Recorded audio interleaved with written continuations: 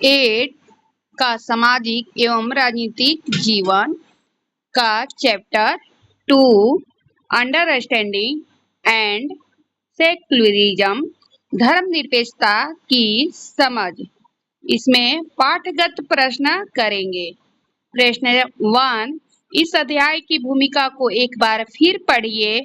आपको ऐसा क्यों लगता है कि बदले की भावना इस समस्या से निपटने का सही रास्ता नहीं हो सकती है? अगर सारे समूह बदले के रास्ते पर चल पड़े तो क्या होगा? यह पेज नंबर 19 से लिया गया है। उत्तर, हिटलर ने जर्मनी में यहूदियों पर अत्याचार किया। जब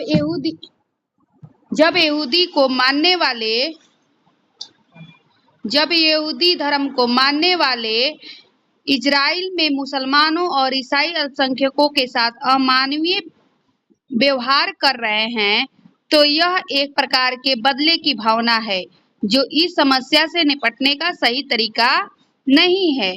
अगर सारे समूह बदले के रास्ते को अपना ले तो पूरे विश्व में अफरा तफरी फैल जाएगी। यह अंतर्राष्ट्रीय संबंधों को प्रभावित करेगा। विभिन्न समूहों के बीच परस्पर सहयोग एवं सामंजस्य की भावना समाप्त हो जाएगी। प्रश्न संख्या 2, ये तो कक्षा में चर्चा करने वाले प्रश्न है कि एक ही धर्म के भीतर अलग अलग दृष्टिकोण हो सकते हैं। हाँ, एक ही धर्म के लोग अलग अलग देखने का नजरिया अलग अलग होती है, दृष्टिकोण सबकी अलग अलग होती है। प्रश्न संख्या 3, क्या आप भारत के किसी भी भाग से हाल ही कोई ऐसी घटना बता सकते हैं जहां संविधान के धर्मनिरपेक्ष आदर्शों का उल्लंघन किया गया हो, लोगों को उनके धर्म की वजह से प्रताड़ित किया गया हो या मारा गया हो? एनसीईआरटी पाठ्य पुस्तक पेज नंबर 25 से लिया गया है। उत्तर, जम्मू कश्मीर में मुसलमानों द्वारा गैर मुस्लिम समुदायों को प्रताड़ित किया जाता है या मारा जाता है। यह संविधान के धर्मनिरपेक्ष आदर्शों का उल्लंघन है।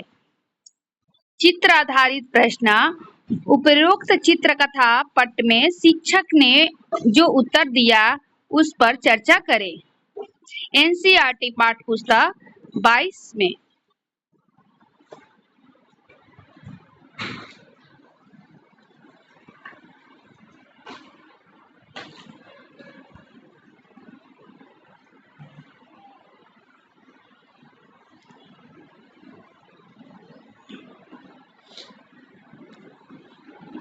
इस चित्र के अनुसार शिक्षक का उत्तर क्या होगा? भारत एक धर्मनिरपेक्ष राज्य है।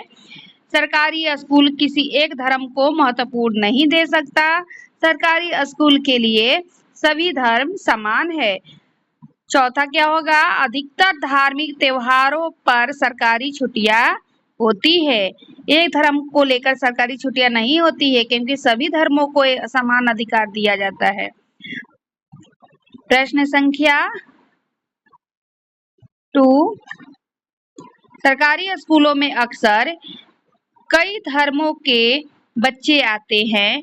इस बात को ध्यान में रखते हुए धर्मनिरपेक्ष राज्य के 3 उद्देश्यों को दोबारा पढ़िए। आप इस बारे में 2 वाक्य लिखिए कि सरकारी स्कूल को किसी एक धर्म को बढ़ावा क्यों नहीं देना चाहिए। एनसीईआरटी पाठ्य पुस्तक पेज नंबर 23 से लिया गया है। देखिए, एक कहानी दिया हुआ है, पढ़ना है, उसके बाद आंसर। पहला क्या होगा? भारत एक धर्मनिरपेक्ष देश है, इसलिए सरकारी स्कूलों में भी धर्मनिरपेक्षता की नीति का पालन किया जाता है। दूसरा, सरकारी स्कूल ना तो किसी खास धर्म को थोप सकता है और ना ही विद्यार्थियों की धार्मिक स्वतंत्रता छीन सकता है। प्रश्न अभ्यास पाठ्य पुस्तक से। प्रश्न अभ्यास से जितने भी को प्रश्न है उसको हम पार्ट 2 में पढ़ेंगे। अब चलिए, धन्यवाद, थैंक यू।